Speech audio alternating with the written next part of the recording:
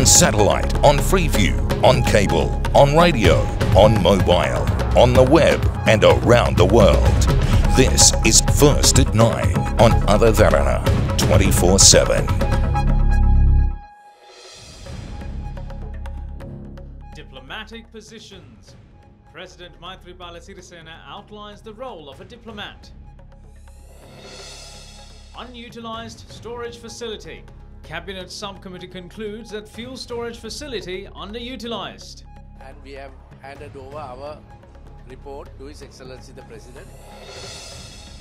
Fighting human smuggling.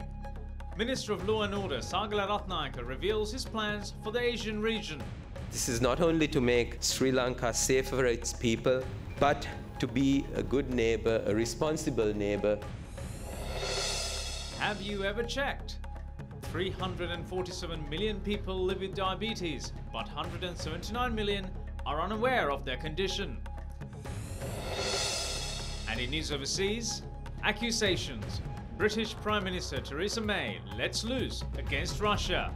We know what you are doing, and you will not succeed.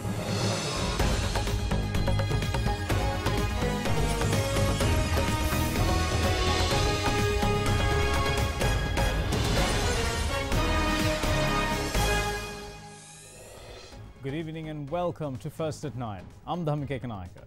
Now our lead story this evening is the fourth day of the second reading of the 2018 budget debate. Some parliamentarians put the budgetary allocations into perspective, while the topic of beer tax reduction was also touched on during the debate today.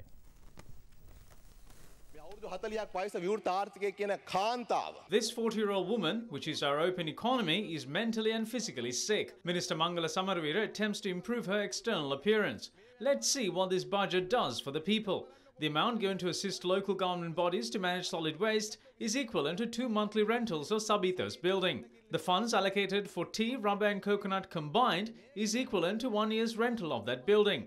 To increase Mahapula given to students for the entire year is equivalent to 3 months rental of that building. What is allocated to build the Mother and Child Care Centre of the Polonnaruwa Hospital, which is the President's district, is equivalent to 3 months rental of Sabitha's building. Only 12 days rental of that building is allocated for medical insurance for artists. This is the budget. Minister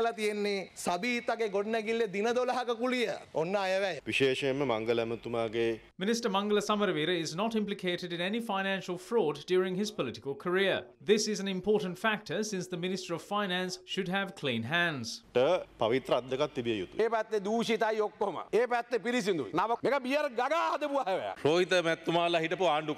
the government, which Rohitha was a part of, taxes were only reduced for dog food. Not even a cent was removed from human food. Now they're talking about cost of goods. This is embarrassing. Now, President Maithripala Sirisena says that most diplomats use their posts as a means to spend their retirement rather than to serve the country. The head of state made the remark at an event held in Colombo today. The commemoration of former diplomat and eminent scholar late Professor Gunapala Malalasekara and the launch of his biography was held at the BMICH in Colombo under the patronage of President Maithripala Sirisena. At present, most ambassadors use their diplomatic post to enjoy their retirement rather than to serve the country. Therefore, there is a stiff competition for the diplomatic post.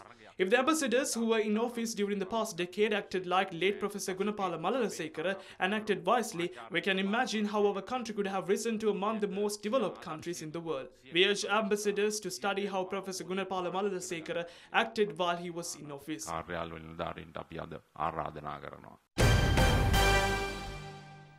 The Cabinet Subcommittee, which was appointed to investigate the recent fuel crisis in the country, completed its report and handed it over to President Maithripala Sirisena.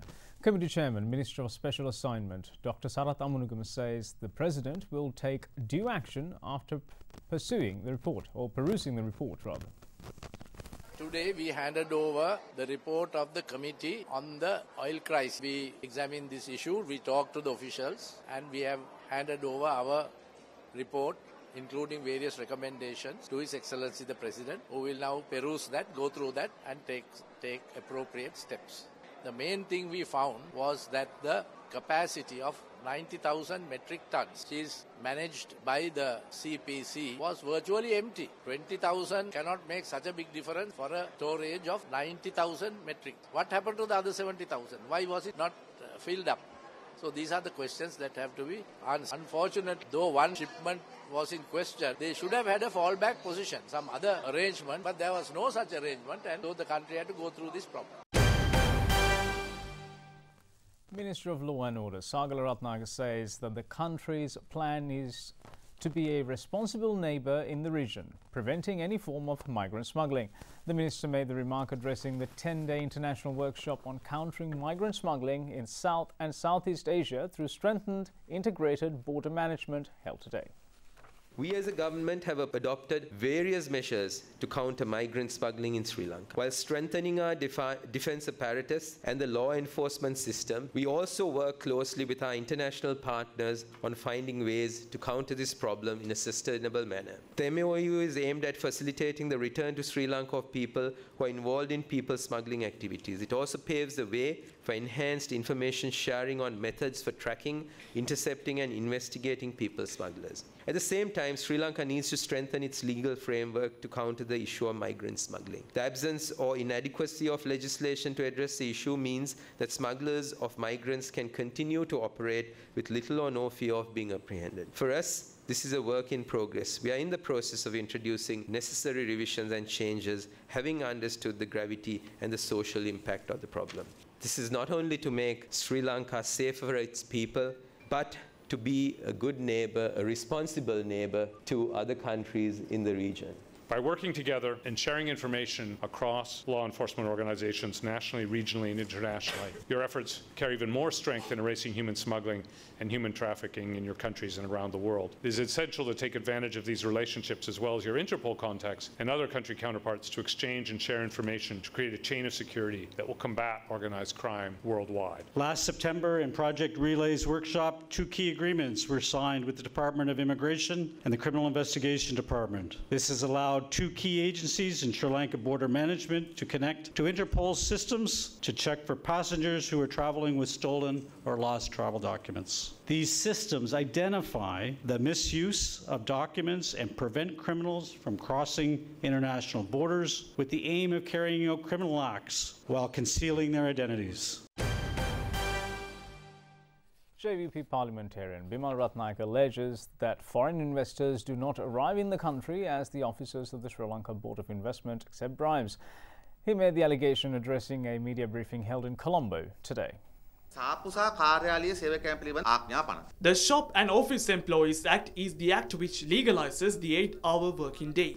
The concept of overtime doesn't exist if this doesn't exist. This act includes the clause that a special permission should be taken if a woman must work at night. This is the act which prohibits children from working. The government is holding discussions to completely remove this act and let them decide when to work. The other issue is the customs ordinance. Mangala Samaravira is saying just what Ravi Kannanayake said. We have a major suspicion that their attempt to amend the act is to assist large-scale drug racketeers. The next is the education ordinance.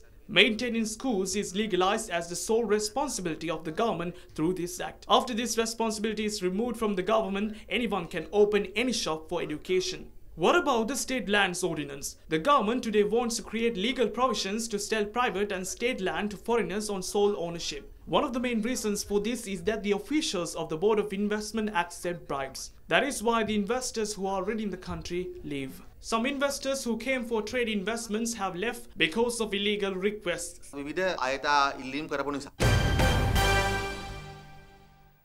Now, several views were expressed by members of the Sri Lanka Freedom Party on the current political climate ahead of the upcoming election. We have no interest in splitting the party into two and strengthening the UMP, which is why I believe we must first gather around one leader and strengthen the SLFP. It is only afterwards that we can think about other matters. There are those who say that we cannot comment on certain matters if we are still with UMP. These are people who can't bear to see the two parties working together towards developing the country. Do they have a problem that we do not go into a confrontation with them? We get messages requesting us to form an alliance. Why must we do that? As long as the UNP are stakeholders in the government, we have no interest in doing so. The President is the head of state. We wish to tell the UNP that if anyone attempts to disgrace him, the SLFE will not just stand by and watch. Former President Mahinda Rajapaksa says the government is on a mission to imprison state officials who are not guilty. He expressed these views when he called on his former Chief of Staff Gamini Senarath, who is currently in remand custody at the Valikada prison. Former President Mahinda Rajapaksa arrived at Valikada prisons to check on Gamini Senarath, his former Chief of Staff, who is apprehended for the misappropriation of public funds approximating to over ₹4 million. 3 state officials who worked properly are imprisoned. Police is trying to mislead the court without even producing investigation reports.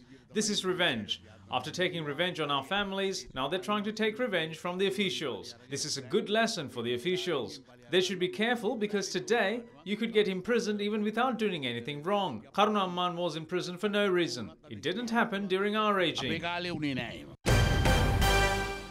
You are watching Sri Lanka's #1 news channel, Other Derana 24/7.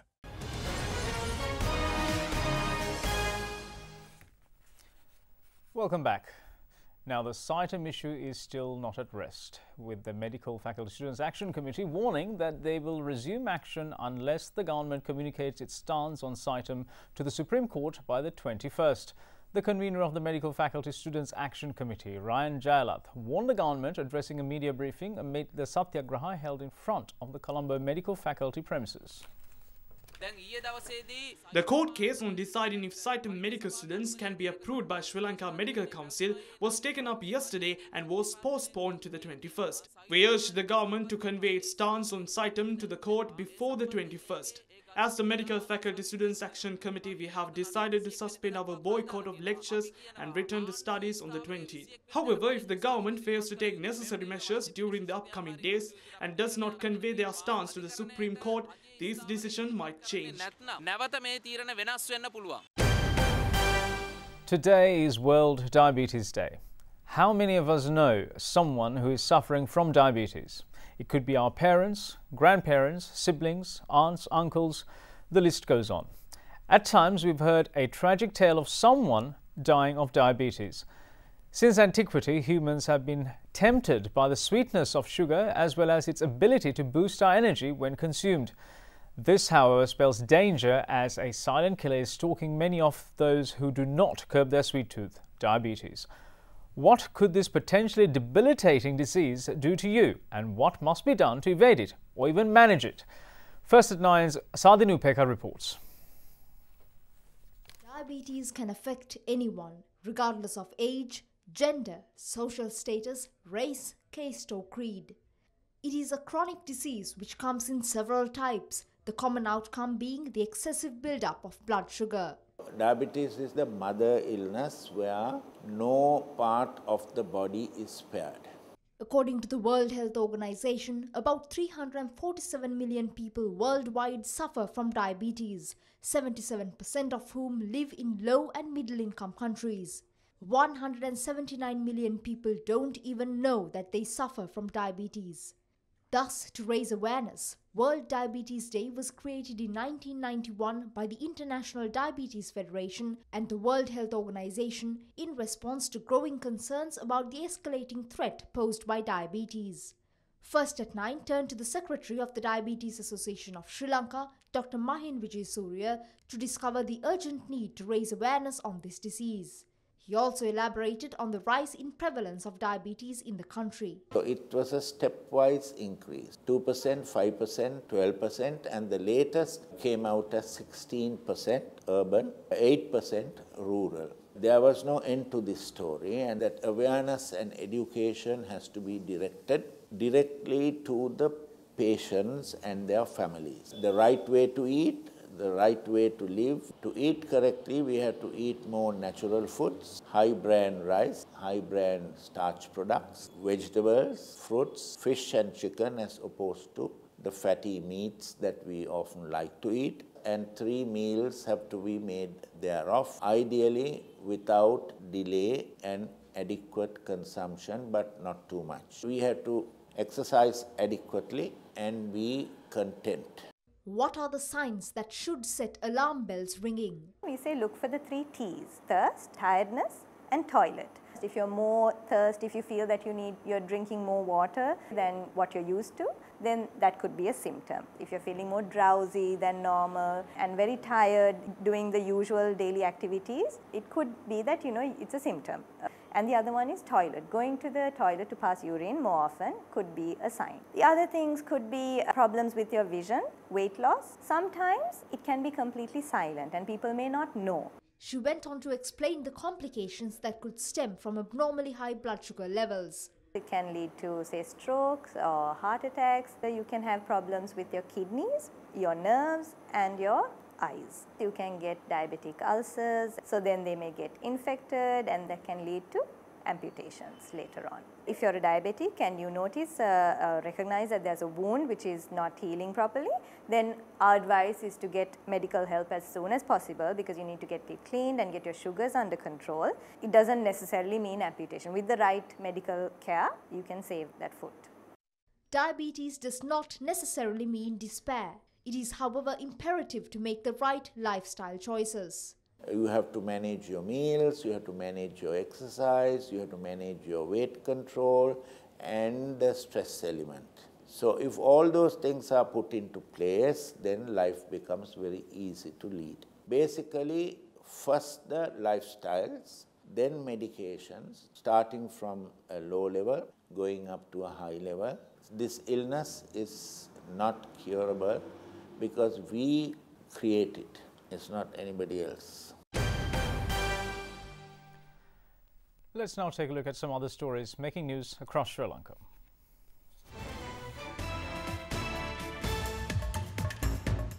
Five individuals sustained injuries today after a tipper truck, a lorry, a cab and a school van collided with each other in Polgahavela. The injured are currently receiving treatment at the Kurunagala Teaching Hospital.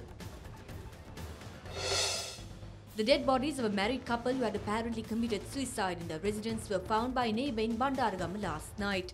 Investigations into the death of the couple are underway. Minister of Industry and Commerce Rishad Badruddin says traders who refuse to sell essential items on the reduced prices will be penalised. Speaking to media today in Vaunia, the minister also stressed that the regulations will be implemented with the upcoming festive season.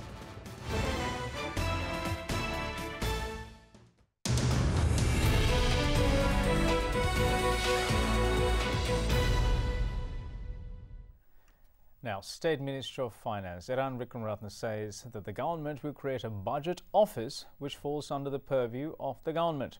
He made this remark at a seminar, Budget Highlights 2018, Tax Proposals and Impact on Business and Economy, organised by the Institute of Certified Management Accountants of Sri Lanka, held today in Colombo.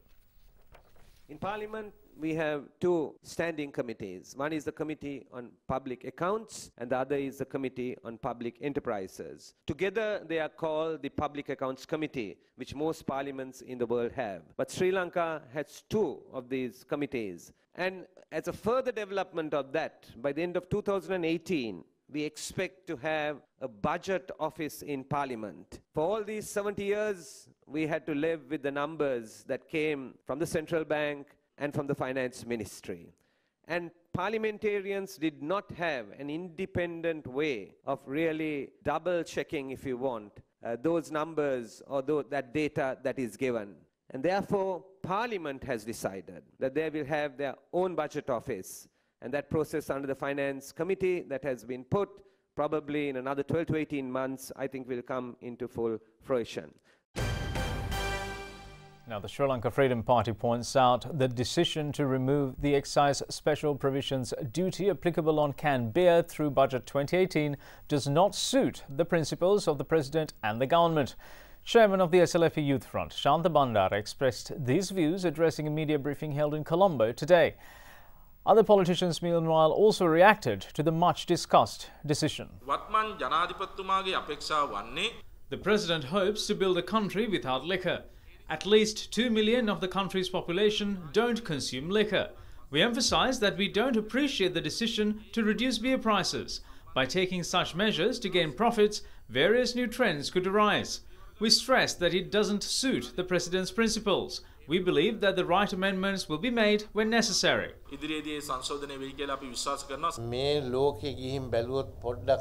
you consider the rest of Asia, obtaining a license for wine and beer is not very difficult, and it is sold in every shop and restaurant. It is only our country which has made it complicated. In contrast, you can witness arak and marijuana being sold in every nook and corner of the country. We have introduced this proposal in order to combat such activities. This is also an important factor for tourism. Most foreigners prefer drinking beer because our country has a warm climate.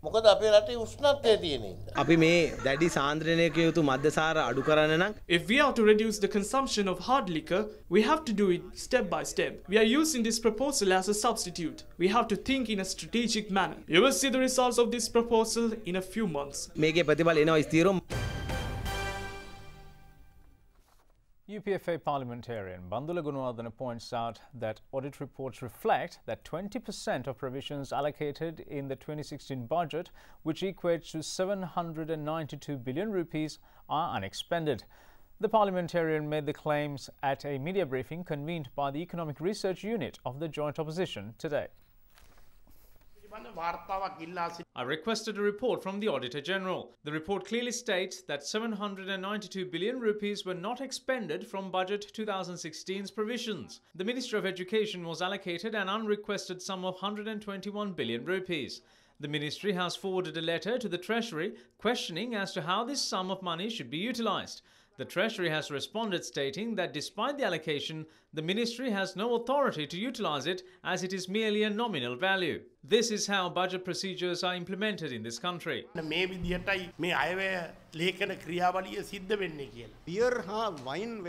proposal was tabled to provide concessions for taxes imposed on beer and wine. However, Minister of Health Rajitha Senaratne yesterday said that this proposal should be rejected. On these proposals taken up for discussion by the Cabinet before tabling them in Parliament, even President Maithripala Sirisena voiced his objection to this proposal. He is the chairman of the Cabinet. In such case, how can we implement this budget? When the proposal is removed, its estimated revenue will not be received. There will be nothing left of this budget.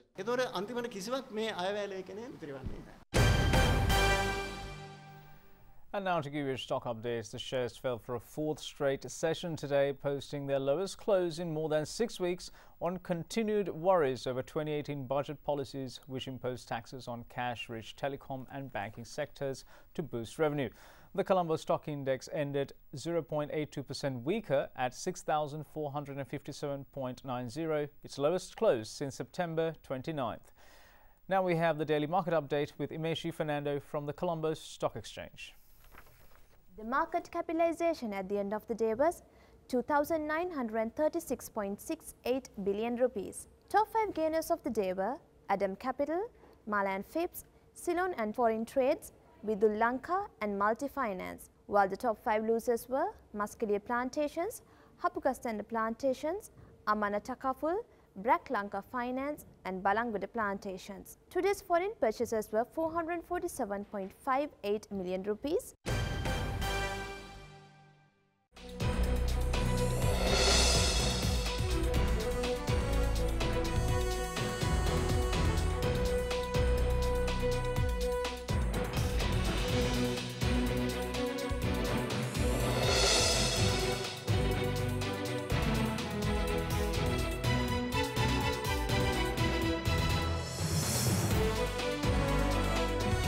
Watching Sri Lanka's premier news channel, Other Derana 24/7.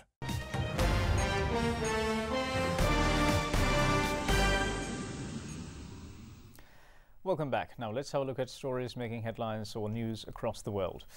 British Prime Minister Theresa May yesterday accused Russia of several transgressions, including meddling in elections, violation of airspace and instigating a campaign of cyber attacks. The Premier made these remarks during a speech at an event in London, adding that Britain would continue to provide assistance to nations victimised by military aggression. Addressing leading business figures at the Lord Mayor's banquet in London, British Prime Minister Theresa May alleged Russian President Vladimir Putin's government was trying to undermine free societies.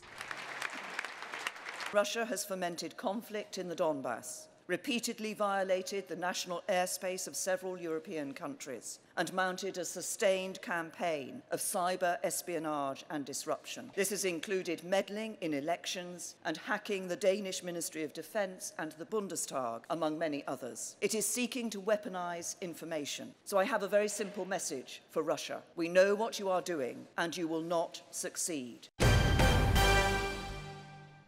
Let's now take a look at some other stories making news across the world.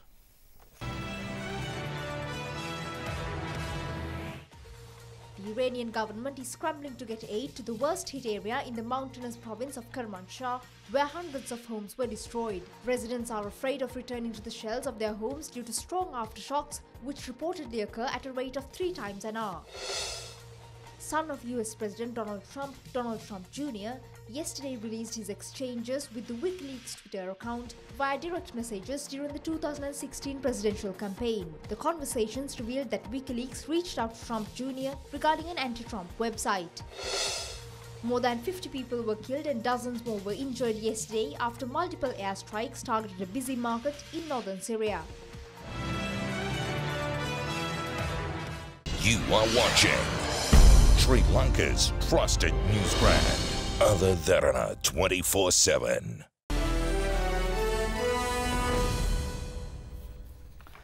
Time for sports. Now, breaking the hearts of many football fans, Italian goalkeeper Gianluigi Buffon announced the retirement from his 20-year-long career yesterday, following Italy's first failure to qualify for the World Cup in 60 years. Italy was held to a 0-0 home draw with Sweden yesterday and lost the chance to enter the World Cup fray for the first time in 60 years. Italy had penalty appeals turned down in their increasingly desperate search for an equaliser. The defeat wrapped up the remarkable international career of 39-year-old goalkeeper Gianluigi Buffon, who was making his 175th appearance for his country. Buffon made his international debut in 1997 against Russia and was a key figure in Italy's victory at the World Cup in 2006. Now, from football to cricket and from one retirement to another. Pakistani spinner Saeed Ajmal yesterday announced his retirement from all forms of cricket following 2 years of diminishing power after undergoing remodelling of his bowling action, which had been deemed illegal twice. According to international media, the spinner proceeded for retirement following an offer of a stint as a spin bowling coach for the 3rd edition of the Pakistan Super League with Islamabad United. A late bloomer in international cricket, Saeed Ajmal underwent remodelling of his bowling action in 2014, which greatly affected his wicket-taking prowess. Ajmal was one of the most sought-after spinners in world cricket and was the #1 bowler in ICC's ODI rankings from November 2011 to December 2014. Faced with limited options, Ajmal announced his decision to end his successful but controversial career by the end of this month.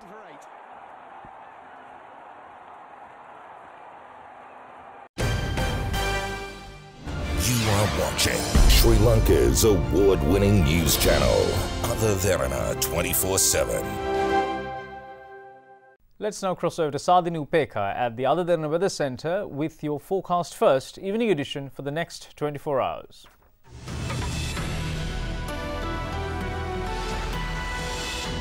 Good evening and welcome to the Weather Centre. This is your forecast first for the next 24 hours. Tomorrow's temperatures will average at around 28 degrees Celsius in coastal areas, maxing out at 32 degrees in the east. Cooler temperatures in the low 20s will prevail in the central hills.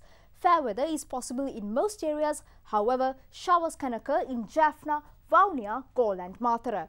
That's it from the Weather Centre tonight. Up next is your City by City forecast.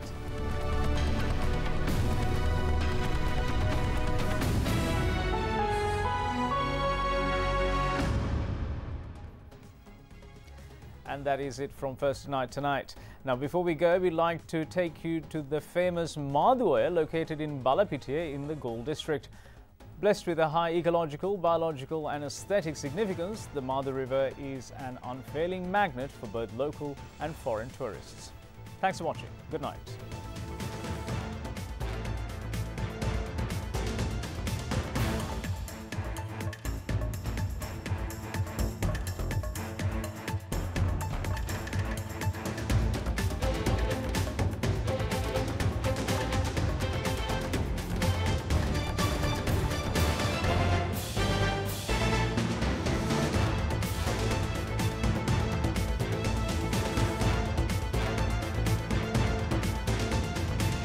Bringing you the news and information 24 hours a day. This is Sri Lanka's premier news channel, Other Derana, 24/7.